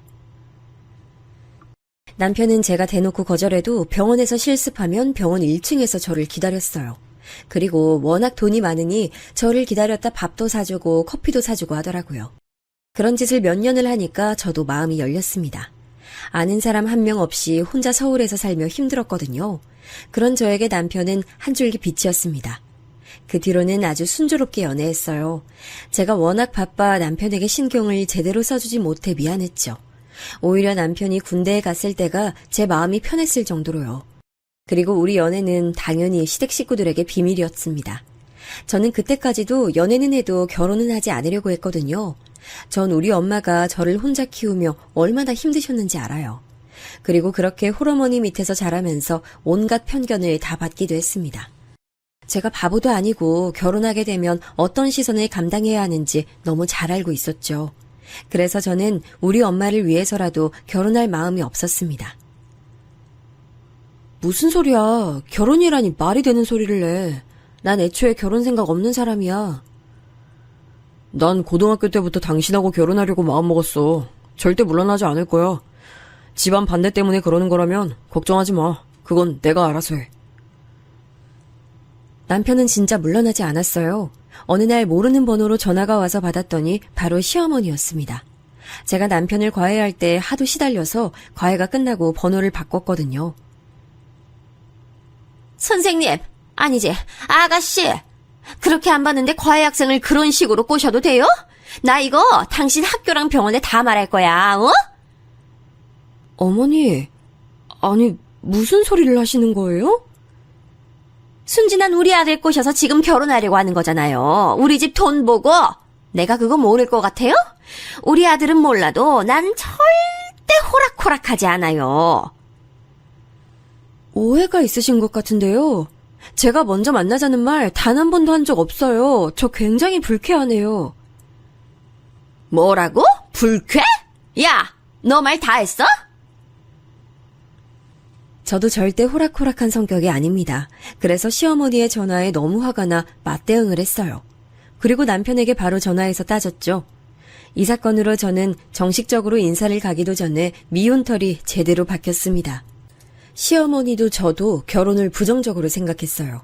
그러다 보니 남편은 중간에서 괴로워했습니다. 솔직히 저는 아쉬울 게 없어서 그냥 지켜봤어요. 어느새 그런 상태로 저는 학교를 졸업하고 병원에서 일하기 시작했습니다. 일하기 시작하니 너무 바빴어요. 그래서 남편이 아무리 저를 찾아오고 설득해도 귀에 들어오지 않았죠. 남편은 앞서 말했듯 집에 돈이 많았습니다. 그래서 졸업하고 바로 자기 가게를 차렸어요. 일반 직장에서 누구 밑에서 일하긴 싫었나 봐요. 제가 일하던 병원 바로 아래 카페를 차렸습니다. 자기야, 결혼하자. 내가 진짜 부모님 다 설득했어. 엄마도 이제 자기 정식 의사 됐다고 하니까 반대 안 하셔. 난 결혼하고 싶지 않아. 내 인생에 결혼은 없어. 난 우리 엄마 책임지고 평생 살아야 돼. 실제로 저는 엄마한테 월급 반 이상을 보내고 있었습니다. 엄마는 시골에서 제가 서울로 올라가니 적적해 하셨어요. 그래서 김밥 가게를 열고 운영하고 계셨는데 아무래도 혼자 하시니 힘들어 하셨습니다. 많이 외로움도 타시고 그러셨어요. 그래서 최대한 시간을 내서 고향에 가려고 해도 워낙 바빠 쉽게 그러질 못했습니다. 근데 남편이 이 점을 제대로 파악했어요. 어느 날 엄마한테 안부 전화를 했더니 엄마가 의외의 말을 했습니다. 아니 글쎄 예비사위라고 하더니 막 일을 돕더라. 나도 긴가민가 했는데 어찌나 싹싹한지 몰라. 넌 왜 결혼 앞둔 남자친구 있으면서 말을 안 해? 이런 사람이랑 결혼 예정이면 말을 해야지. 내가 얼마나 뿌듯했는데 주위에 자랑했어. 엄마가 한 말을 듣고 저는 너무 놀랐어요. 남편이 저 몰래 고향에 내려가서 엄마 가게 일을 돕고 있었습니다. 그것도 본인을 예비 사위로 지칭하면서요. 그걸 듣고 어이가 없기도 하고 웃기기도 했습니다. 제가 워낙 바빠 엄마를 신경 쓰지 못하는 게 속상했는데 남편이 그 부분을 채워주니까 뿌듯했죠. 이러면서 제 마음이 점점 열리기 시작했어요. 그리고 남편을 따라 시댁에 인사까지 가게 됐습니다. 다행히 시어머니는 여전히 저를 마음에 들어하지 않으셨는데 시아버지가 저를 대놓고 좋아하셨어요. 우리 집안의 의사 며느리라니 이게 무슨 횡재야? 아이고 너무 환영합니다. 반가워요. 우리 아들 과외할 때 몇 번 봤는데 이렇게 며느리로 들어올 줄 알았으면 그때 더 잘해줄 걸 그랬네. 시어머니는 옆에서 아무 말도 하지 않고 저를 쳐다보지도 않았습니다. 그러거나 말거나 저는 시아버지와 계속 대화했어요. 시아버지는 저와 시어머니 사이에 있었던 갈등을 전혀 모르던 눈치였습니다. 남편에겐 여동생이 한 명 있었는데 여동생도 자기 엄마 옆에 딱 붙어서 저를 견제하더라고요. 사실 말하자면 신경도 쓰이지 않았습니다. 결혼하면 신혼집은 병원 옆에다 구하면 되겠다. 마침 아들 카페도 거기 바로 앞이고 아이 너무 좋네. 모은 돈은 얼마나 있어? 그래도 우리 집안 정도면 어느 정도 준비해야 할 텐데. 괜찮겠니? 아니 이 사람아 그걸 왜 여기서 대놓고 말해 민망하게. 어차피 결혼이라는 게 사랑만으로 되는 것도 아니고 뭐 어때요? 돈이라면 저도 절대 적지 않게 모았습니다. 대학생 때부터 계속 일을 쉬지 않았으니까요. 지금도 벌이로 제가 딸리진 않을 텐데요. 아니 엄마는 왜 그런 소리를 해요. 그만해요. 시어머니가 한마디를 하면 저도 당연히 받아쳤고 시아버지와 남편까지 저를 두둔해줬어요. 시누이는 그럴수록 저를 아주 표독스럽게 쳐다보더라고요. 그러거나 말거나 저는 어차피 시댁의 실세는 시아버지라는 것을 잘 알고 있었습니다. 시어머니가 아무리 저를 견제해도 결국 시아버지가 저를 마음에 들어 하셔서 결혼 준비는 생각보다 쉬웠어요. 엄마가 상견례를 위해 지방에서 올라올 때도 시아버지는 기사를 보내주실 정도였죠. 사실 남편이 직업이 저보다 훨씬 못하니까 제가 아쉬울 게 없었잖아요. 실제로 선자리도 정말 많이 들어오고 있었어요. 그걸 시아버지도 눈치채셨는지 제게 많이 잘해주셨습니다. 결혼하고 나서 생활을 말하자면 생각보다 좋았어요. 왜냐하면 남편이 제게 많이 헌신적이었습니다. 전 오히려 결혼하고 좋았던 게 남편이 모든 집안일을 다 했어요. 결혼하기 전에는 혼자 사느라 빨래, 청소, 요리를 하나하나 신경 쓰지 못했거든요. 그런데 결혼하고 남편이 전부 다 해주니 얼마나 편했는지 모릅니다. 여보는 그냥 편하게 일해. 내가 다 알아서 할게. 장모님 모시고 근교로 드라이브도 다녀올 거야. 만약 여보 시간 되면 같이 가요. 남편은 우리 엄마도 극진하게 챙겼어요. 제가 결혼하게 된 계기가 남편이 엄마를 챙겨서잖아요. 그런데 결혼하고 나서는 더 열심히 우리 엄마를 모셨습니다. 그래서 이 과정에서 시어머니와 마찰이 있기도 했어요. 예를 들어 결혼하고 첫 명절 사건이 떠오르네요. 전 그때도 대학병원에서 일했는데 사실 그러다 보니 명절에도 제대로 쉴 수 없었습니다. 엄마는 제가 워낙 바쁜 걸 아니까 명절이어도 크게 기대하지 않으셨어요. 그런데 남편이 그래도 첫 명절이라고 친정에 가서 가게도 돕고 선물도 주고 왔더라고요. 제가 내려가지 못하니까 본인이 가서 계속 옆에 있어줬어요. 저야 진짜 남편에게 고마웠는데 전화가 와서 봤더니 시어머니였습니다. 아니 아무리 그래도 결혼 후 첫 명절인데 넌 어떻게 애가 시댁 방문도 안 해? 이건 경우가 아니지 안 그래? 응?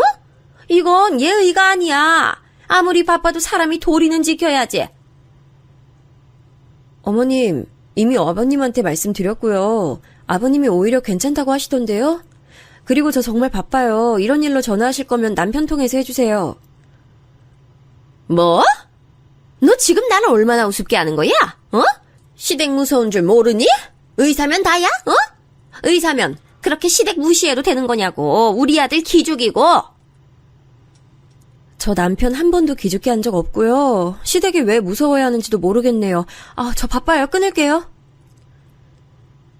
시어머니는 이런 식으로 본인 심기를 거슬리면 몇 번이고 전화해서 따졌습니다. 일이 실제로 바쁘기도 했고 또 받기가 싫어 몇 번 피했더니 그게 더 괘씸했나 봐요. 나중에 시댁의 남편과 시간을 내어 찾아가면 저를 투명인간 취급하더라고요. 사실 시어머니가 그런 식으로 투명인간처럼 대하면 저야 편했습니다. 집안의 실세인 아버지가 저를 예뻐하니까 문제가 없었죠. 그리고 사실 시어머니가 그때 시아버지와 사이가 좋지 않았습니다. 이유는 시어머니가 자꾸 강남에 잘 사는 사람들을 대상으로 사기를 치고 있었어요. 남편이 이걸 알고 시어머니를 말렸는데 시어머니는 오히려 적반하장이었습니다. 특히 시아버지 몰래 이런 행동을 하고 있었거든요. 엄마, 자꾸 이러면 저 아버지한테 알릴 수밖에 없어요. 제발 그만하세요. 꼬리가 길면 잡힌다고요. 엄마가 그렇게 주변에 사기치고 다니는 거 나중에 발각되면 우리 집안 창피해서 어떻게 해요? 내가 알아서 할 테니까 신경 꺼. 아버지한테 말하기만 해. 아주 그냥 결혼하더니 지 마누라 말에 휘둘리고. 아유, 됐어. 아들 다 필요 없어. 그렇게 잘난 의사 며느리랑 둘이 알아서 잘 살아. 아유. 시어머니는 남편이 몰래 사기에 대해 말해도 결국 또 제 탓을 하더라고요. 똥이 무서워 피하는 건 아니니까 철저하게 무시했습니다. 물론 저렇게 말하고 시어머니는 며칠 지나면 또 남편에게 전화해서 하소연했어요. 아들, 엄마 돈 좀만 빌려줘. 응? 제발. 아버지한텐 비밀로 하고. 어? 이번이 마지막이야. 엄마 이제 절대 사기치고 돌아다니지 않아. 응? 이번이 마지막이라는 말이 도대체 몇 번째냐고요. 저도 지쳐요. 그럼 은주한테 빌리시던가요. 난 이제 결혼해서 가정도 있는데 엄마 왜 그래요? 은주가 무슨 돈이 있어서 그래? 엄마 서운하다. 아니 너야말로 결혼하더니 완전히 그 집안 사람 된 거야, 응? 퇴근하고 보면 남편은 거의 매일 시어머니와 통화하며 싸움을 하곤 했습니다. 남편이 돈을 빌려줄 수 없다고 거절하면 시어머니는 전화기를 부여잡고 울기까지 했어요. 그 소리가 너무 커서 제 귀에까지 들렸죠. 남편이 시누이에게 빌리라고 하면 아직 학생인 시누이가 무슨 돈이 있냐고 하는 소리까지 다 들렸어요. 그 모습을 보며 기가 찼던 경험이 있습니다. 결혼하고 2년이 지나고 저는 집 주변에 개원하게 됐어요. 전공이 피부과였는데 시아버지가 이제 슬슬 개원할 때가 되지 않았냐며 병원을 열어주셨습니다. 사실 피부과가 개원하려면 정말 많은 돈이 필요하거든요. 제가 아무리 돈을 많이 모으고 남편도 모았어도 우리 돈으론 개원까지는 할 수가 없었습니다. 그런데 그 사정을 알았던 건지 시아버지가 돈을 많이 보태주셨어요. 그래서 시아버지와 우리 부부의 돈을 합쳐 피부과를 크게 열 수 있었습니다. 생각보다 이른 시기에 개원하게 되어 얼마나 기쁘고 설렜는지 몰라요. 문제는 그 뒤에 있었습니다. 시아버지가 재정적으로 도움을 주시면서 시어머니와 시누이의 간섭이 매우 심해졌어요. 그전까진 제가 무시하면 그만이라 크게 엮이진 않았거든요. 그런데 개원 이후로 시댁과 많은 마찰이 생기게 됐습니다.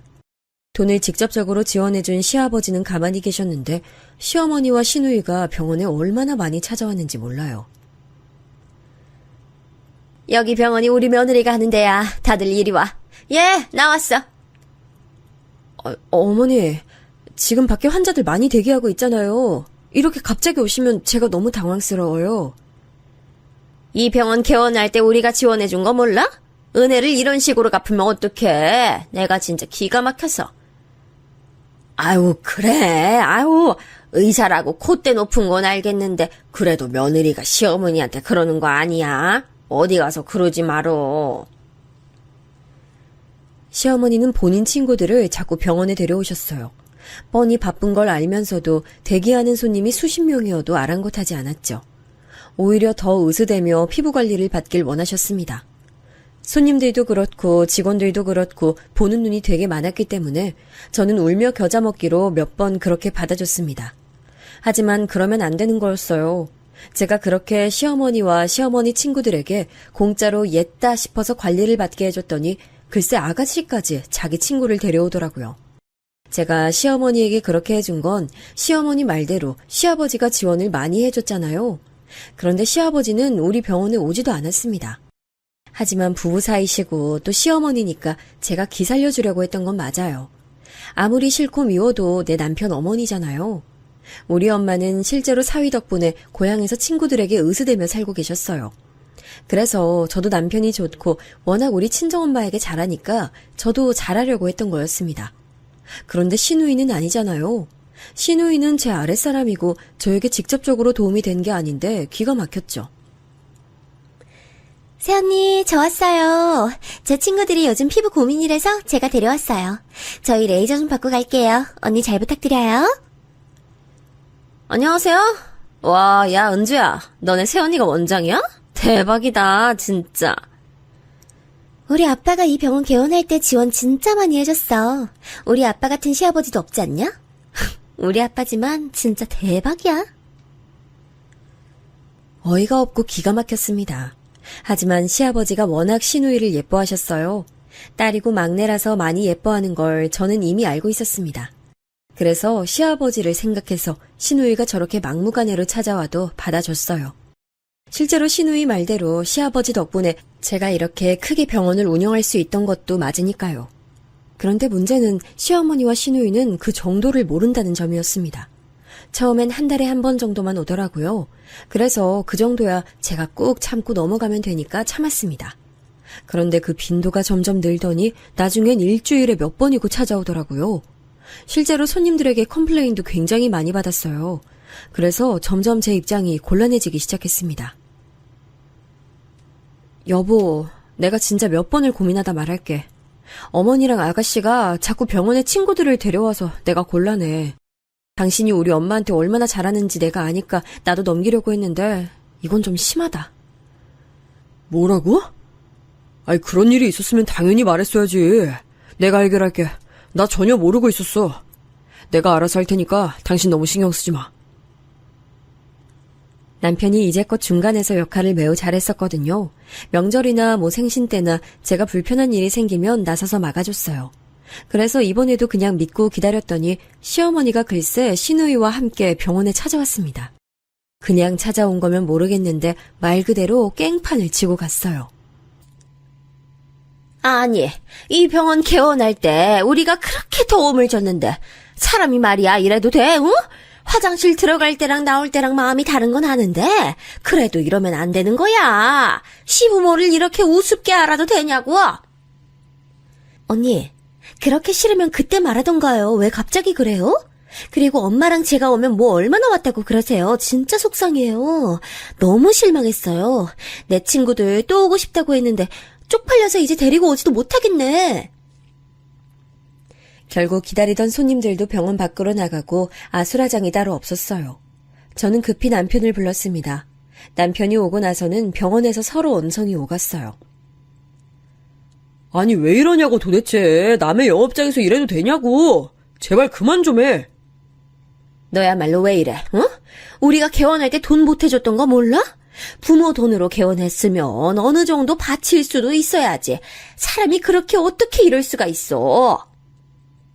어머니, 제가 계속 듣고만 있었는데요. 이 병원 개원할 때 제 돈이 더 많이 들어갔어요. 물론 아버님이 돈 많이 지원해 주신 거 아는데 그래도 남편하고 제 돈이 더 많아요. 새언니, 우리 엄마한테 왜 자꾸 그런 말투로 말해요? 아무리 화나도 시어머니한테 그러면 어떡해요? 아가씨야말로 그럼 저한테 왜 그래요? 직원들 앞에서 이러기 싫었는데 저도 될 대로 되라 싶었습니다. 결국엔 시아버지까지 병원으로 오셨어요. 이 사건으로 인해 시어머니, 시누이, 그리고 저는 완벽한 대치 상태가 됐습니다. 그리고 저도 감정이 상할 대로 상했어요. 실제로 이 사건 이후로 2년 동안 시댁에 찾아가지도 않게 됐습니다. 남편만 혼자 생신 때나 명절에 시댁에 가곤 했었죠. 전 정말로 죽을 때까지 시어머니를 얼굴을 보지 않으려고 했거든요. 그런데 우연찮게 이 사실을 알게 된 엄마가 저를 설득했어요. 그리고 시아버지와는 저도 연락하고 있었는데 시아버지도 중간에서 저를 설득하더라고요. 네 마음은 알겠는데 그래도 어른이잖아. 착한 우리 딸이 참고 한 번만 넘어가. 네 남편이 얼마나 챙기는지 알잖아. 내가 받기만 하는 것 같아서 미안해서 그래, 응? 아가, 네 마음이 얼마나 상했을지 생각하면 나도 가슴이 아파. 그래도 부모와 자식 간의 인연이라는 게 함부로 이렇게 끊을 수 있는 게 아니야.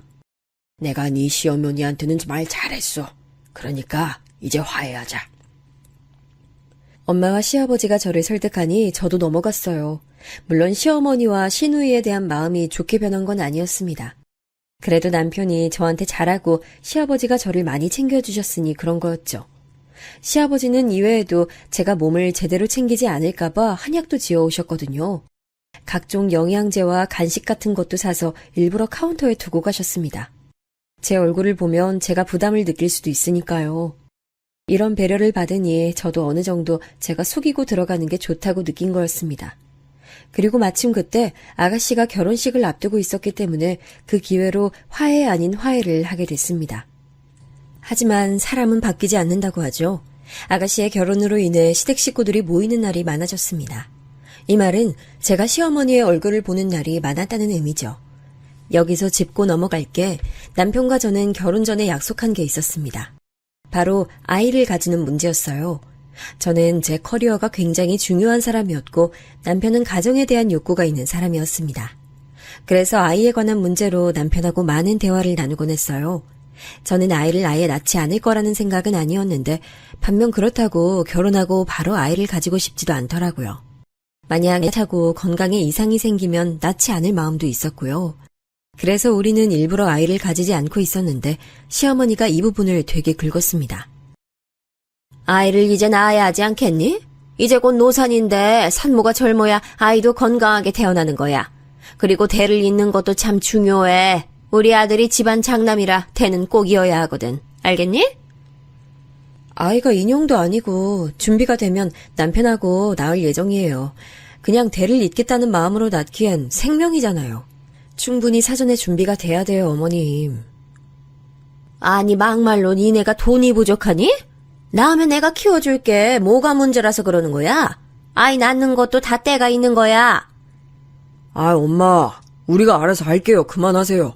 은주 결혼식도 얼마 안 남았는데 결혼식에 집중하는 게 좋을 것 같아요. 시어머니는 아가씨가 결혼하며 손주에 대한 집착이 더 심해졌습니다. 옛날 뿐이라 아가씨 아기는 사위 핏줄이라고 생각하더라고요. 제 얼굴만 보면 박씨 집안 족보가 어떻고 저쩌고 말이 엄청 많았어요. 정작 진짜 박씨인 시아버지와 남편은 가만히 있는데 김씨인 어머니가 저러니까 기가 막히더라고요. 나중엔 저도 화가 나서 한마디 했습니다. 박씨족보에 아이를 올려야 돼. 진짜 내가 너네 생각해서 하는 말이야. 응? 아이 노산이면 나중에 오히려 너네가 키우기가 너무 힘들어. 내 말 듣고 이제 슬슬 준비하자. 박씨 핏줄인 시아버지와 남편도 가만히 있는데 어머니 왜 그러세요? 아기는 저희가 알아서 할게요. 뭐? 너 지금 뭐라 그랬니? 그러면 막말로 아이도 안 가질 거면 왜 결혼한 거야? 어? 그럴 거면 혼자 살지 그랬어. 어쩜 그렇게 이기적이야? 시어머니는 제 얼굴만 보면 마치 아이를 맡겨놓은 것처럼 행동하셨어요.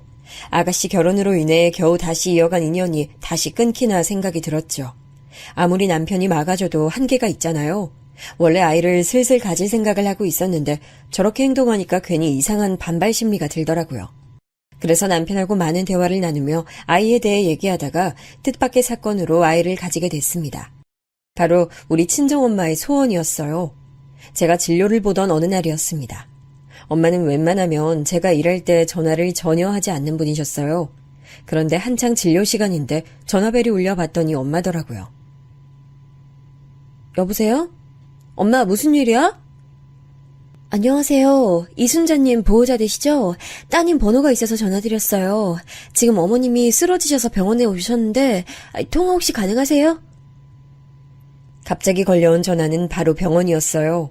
딸이 의사인데 엄마가 병원에 실려가다니 굉장히 복잡한 마음이 들었습니다. 급하게 병원을 마감하고 시골로 달려갔어요. 그랬더니 충격적인 소식이 절 기다리고 있었습니다. 바로 엄마가 대장암에 걸리셨다는 내용이었죠. 의사에게 전달받으며 제가 의사니까 이해를 했는데 너무 속상했습니다. 사는 게 바빠 제가 그렇게 사랑하는 엄마의 건강을 제대로 챙기지 못했다는 생각에 눈물이 나더라고요. 엄마가 괜찮다며 오히려 저를 달랬습니다. 엄마 괜찮아. 다만 엄마가 병 걸리니까 소원이 하나 생겼네. 예전부터 말하고 싶었어. 우리 딸 자식이 얼마나 예쁠까 하는 마음이 들더라. 물론 네 선택이니까 강요하진 않을게. 하지만 눈 감기 전에 네 자식 보고 싶기는 하다. 엄마는 항상 제가 결혼한다고 했을 때부터 아이 얘기를 꺼냈거든요. 엄마는 힘든 인생이었지만 그래도 제가 있어서 참 행복했다고 하셨어요. 그래서 제가 아이를 낳길 원하셨습니다. 남편과 이미 대화를 나누며 아이를 슬슬 가지자고 얘기하기도 했고 엄마도 아프시니까 자연스럽게 아이를 가지게 됐어요. 시어머니의 재촉이 얄미워서 일부러 미루기엔 그럴 수가 없었습니다. 그런데 임신이 제 뜻대로 한 번에 되면 얼마나 좋았을까요? 아가씨가 혼전 임신으로 결혼했거든요. 그리고 제 주변에 원하지 않는 임신을 한 사람이 많았습니다.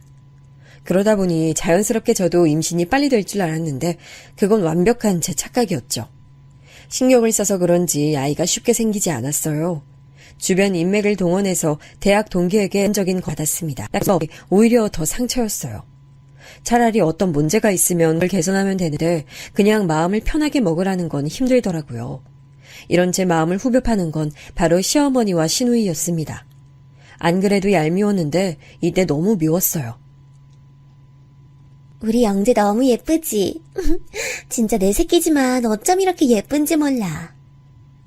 그러게 진짜 예쁘다. 네 오빠 어릴 때랑 똑같네. 아유 우리 아들 아기 때 생각난다. 아유 우리 아들 핏줄은 내가 죽기 전에 볼 수 있을지 모르겠네. 아유. 일부러 무시하려고 해도 저런 말이 귀에 콕콕 박혔어요. 임신 준비하며 최대한 좋은 것만 보고 좋은 것만 들으려고 했는데 너무 속상했습니다.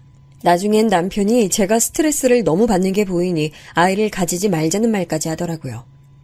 하지만 제 인생에 포기는 없었어요.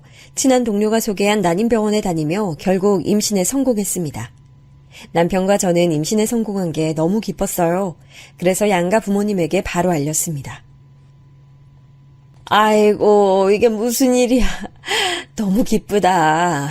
몸 건강관리 잘하고 무사히 아기 태어나길 기도하자. 세상에, 아유 세상에. 며느리가 고생 많았네. 얼마나 마음고생 심했어.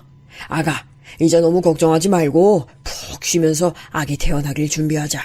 힘들면 병원도 쉬어가는 것도 괜찮아. 노산이라 걱정했는데 모쪼록 큰 문제 없이 아이가 태어나길 바라야지. 시아버지와 친정엄마는 매우 기뻐하셨습니다. 다만 시어머니는 축하한다는 말도 하지 않으셨어요. 그놈의 노산이라는 단어를 계속 언급하셨죠. 평소 같았으면 반박했을 텐데 저 때는 임신했을 때라 그냥 넘어갔습니다. 저도 그런 자신에게 놀랐어요. 임신했을 때 좋았던 것은 몸을 핑계로 시댁에 가지 않아도 된다는 점이었습니다. 실제로 입덧이 매우 심해서 갈 수도 없었어요. 저는 제 일을 사랑했기 때문에 병원은 닿지 않았습니다. 뭐라도 하는 게 시간도 잘 가고 돈도 벌 수 있으니 좋았죠. 아, 참 엄마. 내가 그 사기치고 돌아다니는 거 그만하라고 했잖아. 아직도 그러고 다녀? 아버지 알면 어떡하려고 그래. 아니 주변 사람들 상대로 그러면 나중에 다 들통난다고 했잖아. 아. 남편은 종종 베란다로 나가 통화를 하곤 했어요. 시어머니는 버릇을 못 버리고 심지어 사기치는 범위가 더 넓어진 것 같더라고요. 속으로 가지가지 한다는 생각이 들었습니다. 좋은 것만 생각하자고 최대한 무시하고 출산 준비를 했죠. 친정엄마는 제 임신이 너무 황홀했는지 시골에서 이것저것 많이 보내주셨어요. 택배가 도착해서 보면 엄마가 보낸 농산물이었어요. 입덧이 심해 음식을 많이 먹지 못했는데 그런 제가 걱정되는지 엄마는 직접 올라와서 요리도 해주시곤 했습니다. 남편의 제안으로 한동안 우리 집에서 지내기도 하셨어요. 하나밖에 없는 딸이 임신했으니 얼마나 행복하면서 동시에 걱정됐겠어요. 장모님, 불편하게 생각하지 마시고 편하게 있다 가세요. 저와 같이 있으시는 게 불편하시면 제가 나갈게요. 아시겠죠? 아유, 박서방. 신경 써줘서 너무 고마워. 내가 우리 박서방 하는 행동 보면 죽어도 편히 갈 수 있겠어. 우리 딸이 결혼 하나는 참 잘했어. 남편은 여전히 우리 엄마에게 최선을 다했어요. 제가 시어머니를 불편해한 걸 알고서 일부러 시댁에 갈 때 혼자 가고 우리 엄마한텐 최대한 저랑 있을 수 있게 해주었죠. 그런 모습을 보며 버텼습니다. 그리고 마침내 아기가 태어났는데 딸이었어요. 솔직히 우리 부부는 나이 성별이 크게 중요하지 않았습니다. 상관없다는 표현이 맞아요. 그냥 세상에 우리 이세가 태어난 게 중요했지 딸인지 아들인지가 큰 영향을 끼치진 않았거든요. 그런데 박씨 집안 대를 잇는 것에 집착하던 시어머니는 대놓고 아쉬운 티를 냈습니다. 아들을 낳아야 대를 이을 텐데 아쉽네. 어머니, 저 출산한 지 이제 3일 됐어요. 제 앞에서 아쉽다고 하시면 어떡해요. 그렇게 대를 잇는 게 중요하시면 차라리 아들 입양을 할까요? 뭐 입양? 말이 되는 소리를 내. 그냥 어른이 아쉬워서 말할 수도 있지. 쟤는 왜 저렇게 공격적이야? 네가 의사면 다야? 여기서 제 직업이 왜 나와요? 임신했을 때부터 그놈의 집안, 핏줄, 대를 이어라 계속 말씀하셨잖아요. 듣는 저도 생각하셔야죠. 요즘은 며느리가 시어머니 잡는 게 유행이라더니 너도 똑같아. 그리고 당연히 대를 잇는 거 중요하지. 우리 아들이 얼마나 소중한 자식인지 알아? 말이 통하지 않는 시어머니의 얼굴도 보고 싶지 않았습니다. 남편이 급하게 들어와 말렸고 그렇게 저는 또 시어머니와 한동안 연락하지 않았어요. 시아버지는 제게 수고했다며 용돈도 따로 주실 정도로 잘해주셨습니다. 친정엄마도 수고했다며 시골에서 또 올라오셨어요. 저에게 잘해주시는 분들이 계시니 그분들만 보려고 했죠. 남편과 알콩달콩 아기 신생아 시절을 보냈습니다. 남편은 아이를 낳고 저에게 더 잘해줬어요. 그런 남편이 진심으로 고마웠습니다. 그런데 시어머니는 주변에 폰지 사기를 치는 것이 점점 심해지더라고요. 저도 알고 싶지 않았는데 남편이 그것 때문에 골치 아파하는 게 너무 잘 보여서 알게 됐죠. 어머님 그렇게 주변인 상대로 그러는 거 나중에 다 걸릴 텐데. 그것도 그렇고 갈수록 액수도 커져. 아버지 아시면 분명 난리나. 아니, 본인도 당당하지 못하니까 자꾸 아들인 나한테 돈 빌리고 숨겨달라고 그러지. 아유, 난 모르겠다. 그렇게 시간이 지나 어느덧 우리 딸 돌잔치가 다가왔어요. 그때까지 저는 시어머니 얼굴을 보지 않고 있었습니다. 그런데 돌잔치고 시아버지가 손녀의 첫 번째 생일을 거하게 하고 싶어 하셨어요. 시아버지는 저에게 잘해주셨으니 최대한 맞춰드리고 싶었습니다. 그래서 그냥 제가 한 번만 참자고 생각했어요. 저도 병원 일이 바쁘니 행사는 시아버지와 남편이 주도했습니다. 그 과정에서 친정엄마도 상당히 설레하셨죠. 호텔에서 돌잔치를 하다니 엄마 너무 설렌다. 옷은 어떤 옷 입지? 손님들도 많이 온다며. 엄마 창피하게 가면 안 될 것 같아. 엄마, 무슨 소리를 하는 거야? 그냥 아무거나 입고 와도 돼. 그리고 엄마가 뭐가 창피해? 엄마를 창피하게 생각하면 내가 그 사람 내쫓을 거야. 엄마가 그래도 제일 좋은 옷으로 입고 갈게. 그 결혼식 때 입고 가는 갈색 정장 있지? 그거 입어야겠다. 우리 손녀 돌잔치라 사진도 찍을 거 아니야. 당시 엄마는 암 치료를 받고 있었지만 저보다 더 설레하셨어요. 그도 그럴 것이 시아버지가 딸의 돌잔치를 아주 큰 호텔의 연회장을 빌리셨거든요. 그리고 주변 사람들을 많이 초대하셨습니다. 워낙 아는 사람이 많은 분이셔서 가능했죠.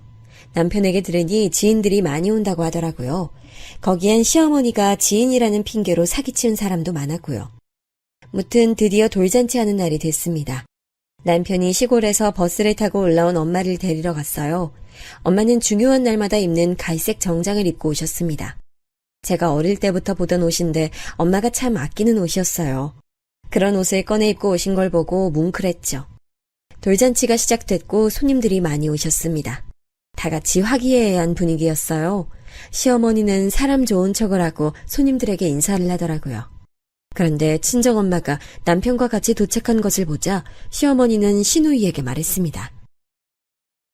아우 쪽팔려. 저게 뭐야? 진짜 시골 사람 아니랄까봐 촌티나게 입고도 왔네. 아이 저런 옷은 어디서 구하는 거야? 엄마, 진짜 입으라고 해도 못 입겠다 나는. 어찌나 크게 말하던지 우리 엄마 앞에서 대놓고 그러더라고요. 저는 순간 화가 확 났습니다.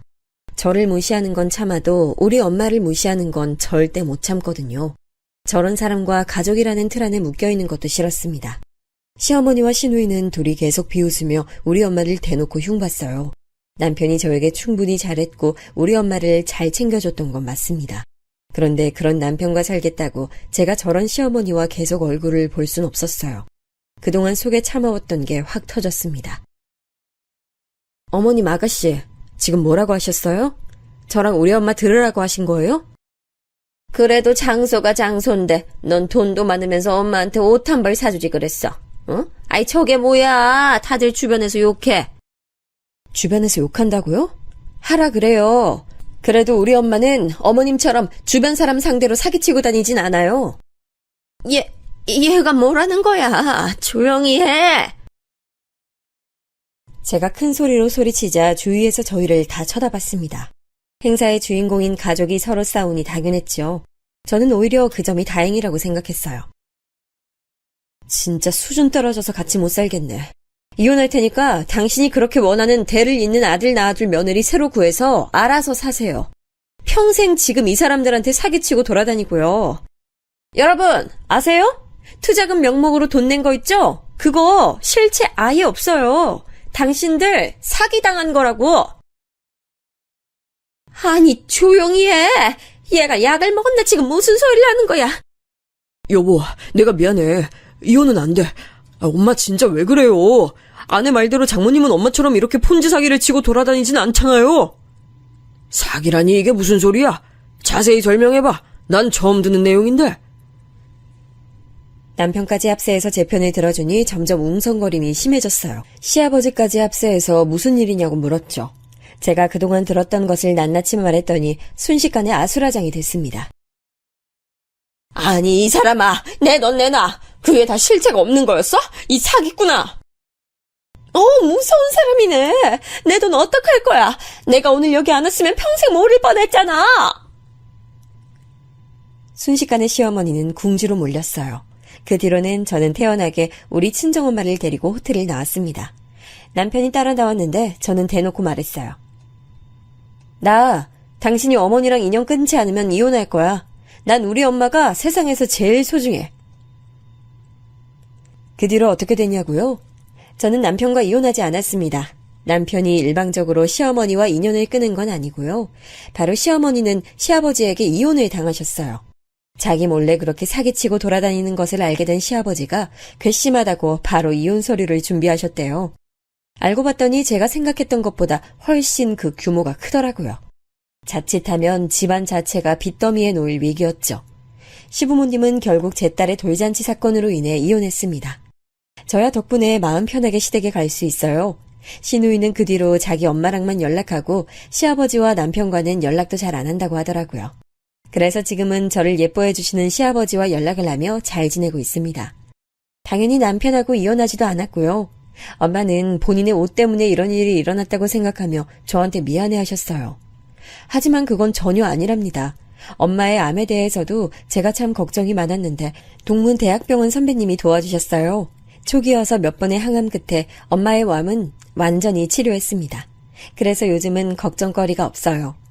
제가 준비한 사연은 여기까지인데 재밌게 들으셨나요?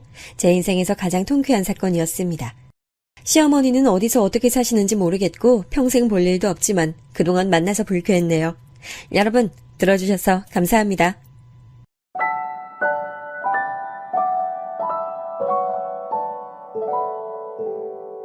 you